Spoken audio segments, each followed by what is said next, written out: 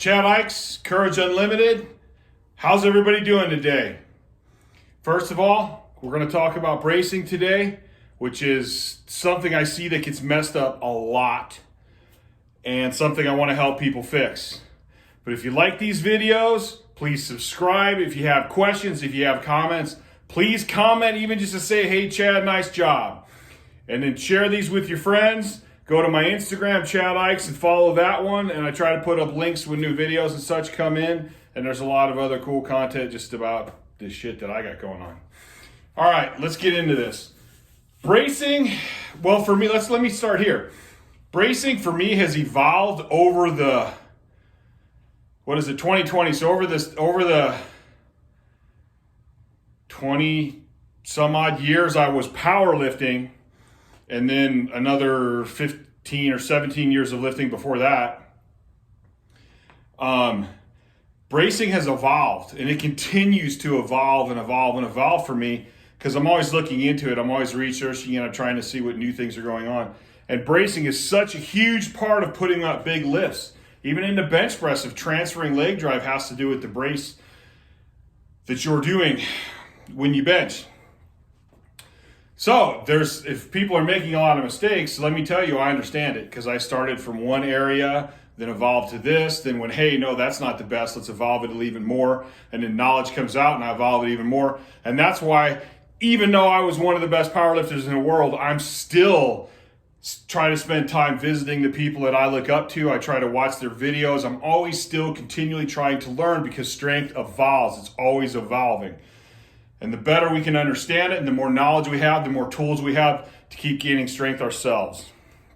So, one of the main things I think people don't understand about bracing is that it also has to do with the structure of your spine.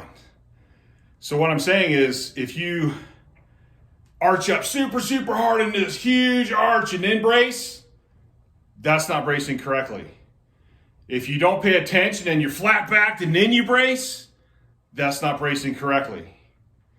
Okay? The brace actually starts with putting your back in the neutral position. And the neutral position is not a straight spine. For some reason, people keep, when I say neutral back, I've tried to stop saying neutral back and put your back in its natural position. Because I say neutral back and for some reason people want to flatten their backs out. Well, if you look at a natural position of the human spine, you have lordosis in the lumbar region. Then you go up into the thoracic where you have a little bit of kyphosis, and then back into a little lordosis up into the cervical spine. And that's the natural state of our spine. If you look at the body of the vertebrae, that's where the vertebrae actually stack straight on top of each other.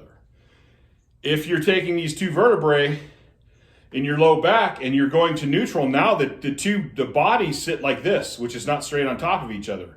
If you arch too hard, they sit like this. Okay, so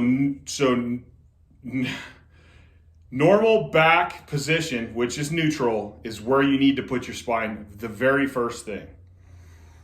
Okay, moving on from that is the open scissor effect, or even the closed scissor effect, which is not good either. And what we're talking about when I talk about that is we're talking about the pelvis compared to the rib cage.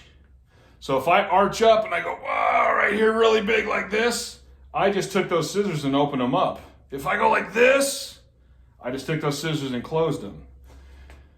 And what we're doing is it's like having two cylinders with a rubber ball in between them. If you take them directly on top of each other and push them down, you're going to get pressure 360 degrees from that ball all the way around. If you go like this or this, that ball's going to try to shoot forward or backward. Okay, and this is you want that brace 360 degrees around there.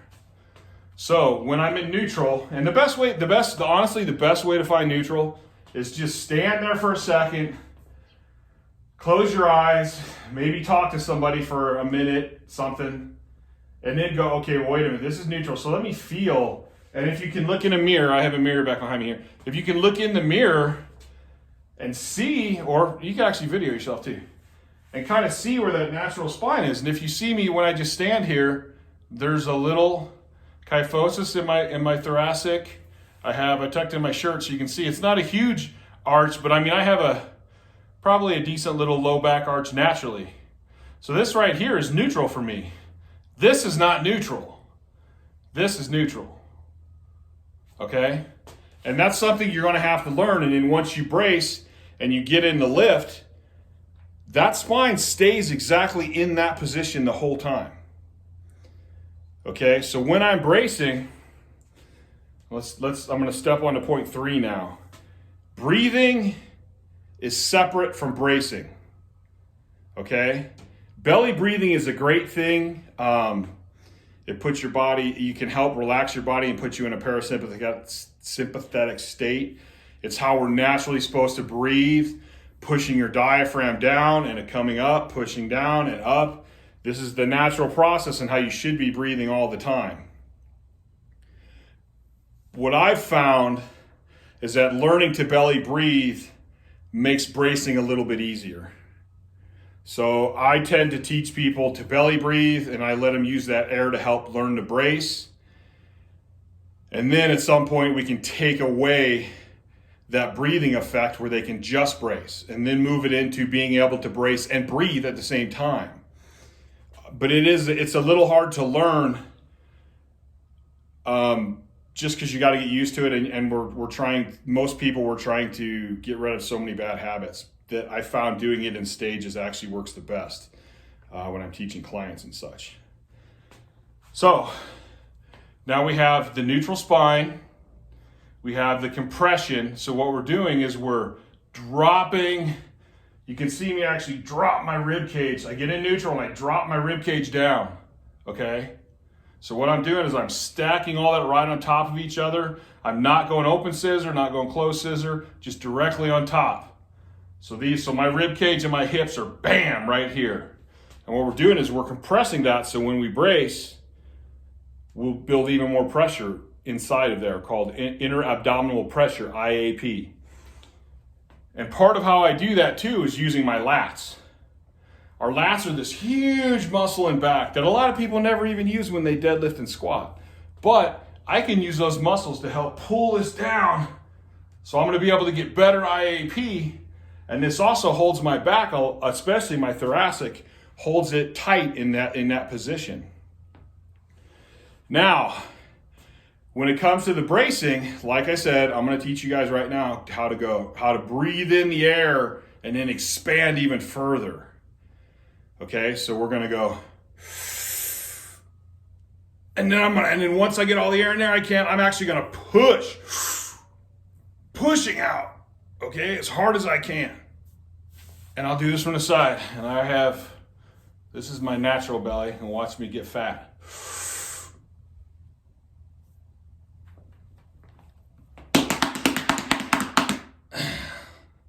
Okay, now what happens when you do this is I see a lot of people go. So when you first start doing this, practice it in the mirror where you can see it. If your clavicles and your shoulders are moving, you're doing it wrong. Watch my clavicles and my shoulders. I actually have the habit of dropping myself down in when I brace now normally. Everything went into here. And now once I blow it out, I'm not going to suck it back in. I see a lot of people go, well, you just lost a bunch of pressure by pulling it back in. You're not pulling it back in. You're pushing it out. And remember, we're pushing out. I keep pointing here, and I'm sorry for doing that. We're pushing out 360 degrees around here. If you put your hand right here on my back, when I brace, you can feel it expand here in my back. Because I'm pushing 360 degrees. And these obliques right here should pop out hard. I remember Louis Simmons used to do a display where he'd take a broomstick and jam it in here as hard as he can and then go, and it would literally shoot it out. Maybe I'll do that at the end of this video for you guys. And I've heard of him. I've had people, I'll tell them to push in here as hard as they can. And push, push, push, push, push. And I'll go, push hard. And if I can do it fast enough, then I'll probably snap their finger. I've actually been nice and I've only popped the person's finger once, but that's because I've built up this whole brace that I can do really good at this point, and it's pretty natural for me, which is another thing. This is the goal. The goal is to make this so normal, you do it all the time. I had a few months ago, my sleep got messed up and I was putting on weight, and I was like, oh man, like I can hardly bend over and pick a pen up off the ground anymore. Jeez. And I thought it was because I was getting bigger. It actually wasn't because I was getting bigger. It was because I was bracing super hard, and I didn't even realize it. So, I mean, once you learn to brace, try to brace real hard and pick a penny up off the ground. It's hard to even get down to do that. But it had become habit for me. I also remember a time when I lived in a third-story apartment, and I'd carry my groceries up, and I'd be going, oh, goddamn, I'm getting out of shape. What the fuck? I gotta do something. And then I finally realized that I was bracing and holding my breath the whole way up because I was carrying something. So by that point, it was already natural for me to brace all the time. And I hadn't practiced bracing and breathing by that point. And football players, I have a couple football players that I taught how to brace, and we would train over the summer, and then they would go back to school, and I'd get calls and they're like, Chad, I'm hitting people harder than I've ever hit people. And they go, I think it's that bracing thing. And I'm like, yeah, it is that bracing thing. Because now when you hit somebody, you're transferring power from your legs up through your body into them. So if all this is soft and squishy inside there, it's not going to transfer through. But now these guys naturally, they start running and they naturally start bracing. And when they're going to hit somebody, they naturally brace and bam!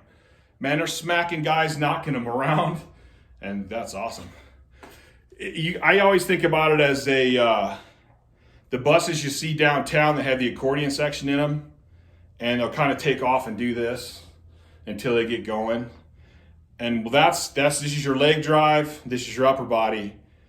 So in a squat, a bench, a deadlift, when you're hitting somebody on the football field, the power is just shooting out of that accordion section, going everywhere but where you want it to go. If you stabilize this, then all that power gets transferred straight through the body. Okay, so let's go back over the brace again. Neutral spine, pull the lats down, pull the rib cage directly into the pelvic floor, directly down. And you're going to suck in as much air as you can, and while you're sucking in, you're actually pushing out. Once you get as much as you can, you push out as hard as you can. And that's it. That's your brace. You got pressure 360 degrees around here. You can't go anywhere. Now, when I first started powerlifting, I did I arched as hard as I possibly could. When I did learn and was convinced to start going neutral back, I ended up not really using my spinal erectors much because my brace got so good, I would kind of relax my back, which isn't necessarily a bad thing, but I found that once the weights got heavy, I would kind of lose that natural lordosis in my low back and go into more of a straight position, which I didn't really want. So I had to change things up again and get conscious of actually using my spinal erectors to help hold the position, where I began to completely rely on my brace. And in strength sports and powerlifting stuff, you want to use everything at your advantage. So to not use my spinal erectors was just stupid. I have those strong muscles, use them anyway. But the problem was, when I flex them, I want to go back into that huge arch position. So what I would do is I would get the neutral position, drop the rib cage down, squeeze the lats. Then I would brace as hard as I could. Then when I had that brace, now I would squeeze my spinal erectors. And no matter if my brace is good, no matter how hard I want to arch my back, no matter how much I squeeze my spinal erectors, it's not going to move. Like, that's it. It doesn't move. It stays in that position. So this is the most arch I'm going to get. If I want a big arch, I got to relax it and then go into that big arch. because it's just not going to happen. But with that brace, I'm squeezing hard and it's not doing it. So when I bend over, bam, stay in that position, bam, right there. That's essentially what a brace is. And when you learn to get a brace, it's going to be unbelievable how much assistance it is and how much your lifts will go up. Especially now when you put on a belt, you're actually going to get the support out of the belt. The thing is, when you use a belt, you don't want it so tight that you can't push out against it. The rule of finger that I always use is 3 to 4 fingers. I should be able to slip them in there snug when the belt's tight and you're not bracing. And then you should be able to brace so hard against the belt that I can't pull my fingers back out of that belt. That's my general rule. When people are first learning to brace, I may have to snug it up a little tighter. What I like to do is on some of our lighter sets, or especially on speed work, I will set the belt loose so that people have to push out even farther to try and get that support and help out of it. And as those dynamic sets go on, you know, if you're on set 8, 9, 10, 11, when you're getting tired and you're looking for that extra support, your body will start wanting to push harder against that belt, and it'll be good practice to help get that out, get that brace out there.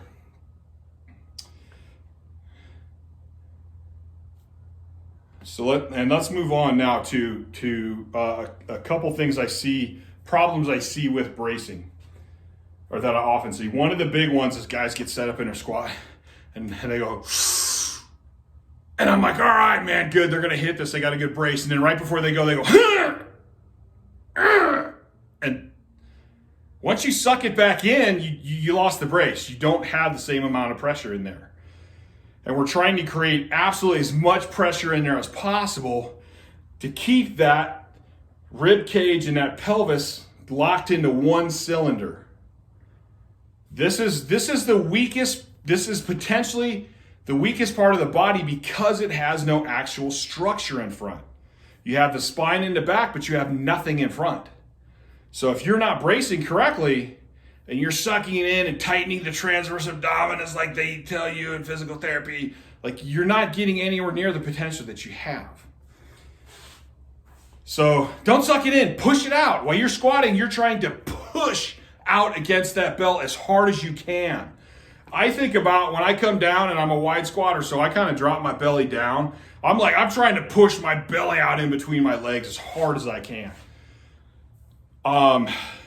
If I don't wear a belt, sometimes I'll train without my belt for a long time. And when I put it on the next day, I will actually be sore around where that belt was because I push so hard against that belt. Now, another mistake I see is people in the squat, they do this in the deadlift too, and they're like, and then they try to tighten it down and get their brace. Well, you just sucked everything into your lungs. So even if you try to come down and push it down and lock it down, you're not going to get it as good as you could have got it in the beginning before you even picked up the bar. So if you're ever doing this, you're fucking up your brace. Because too, I was setting my neutral spine and I was locked in like a cylinder. Now I went, and I just changed the curvature of my back.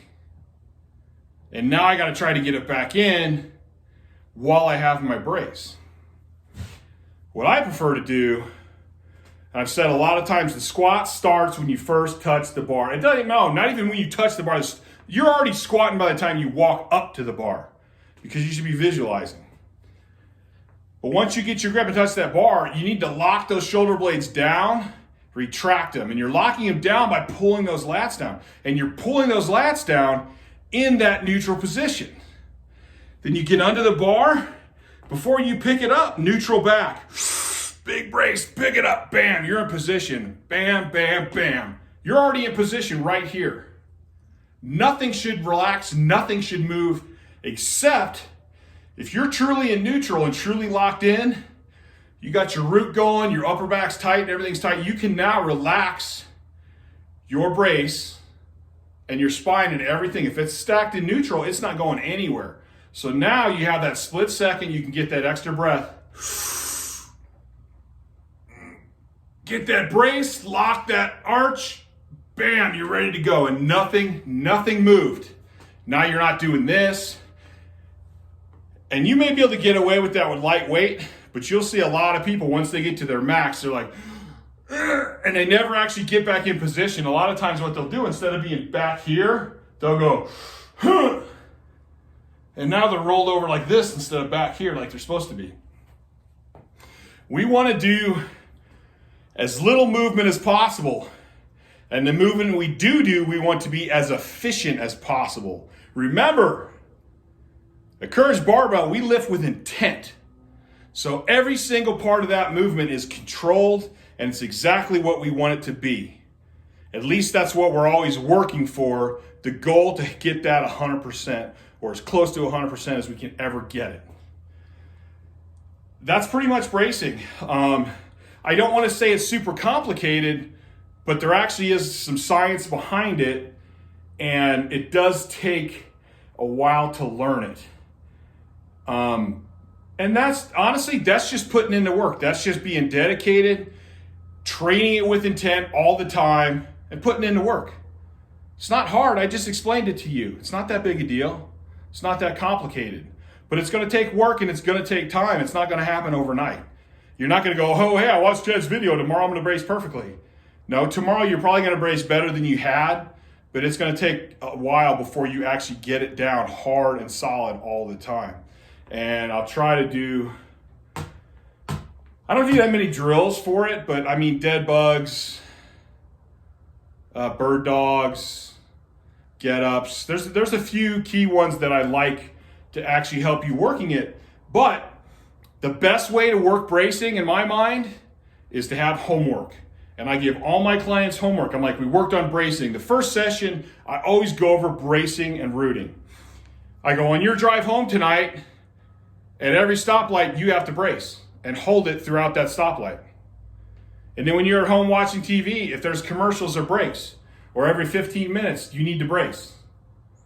Whenever you pick anything up from now on, you need to brace. The more you do something, the more it creates a habit. And I want that to be a habit. The goal is to get to the point where you're like, oh, hey, look at that extra quarter on the ground. Like, because I won't bend over for anything less than a quarter. You're going to go and brace to pick that up. And over time, you're going to learn that the brace has a volume knob, basically, or an intensity knob. So if I'm not squatting 1,000 pounds, I mean, that's a bad example because I always brace 100% on lifts. But if I'm picking up a quarter, I don't need to brace like I do for a 1,000-pound squat. But I still need to brace because I want to keep my back healthy. How many people do you know that tweak their backs lifting light shit? That's because they're not paying attention. I want this to be habits. You do it all the time, over and over and over and over. So that's about it. I said I'd do a little demonstration.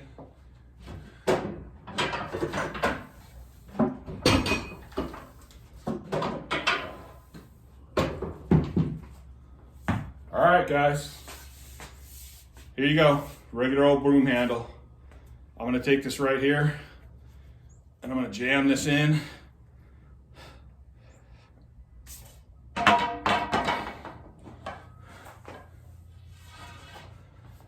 That's bracing, that's pushing out.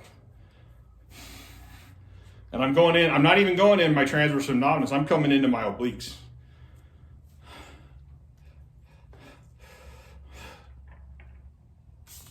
I actually use my hips a little bit on that one. But this is actually a good drill too, for pushing it in here.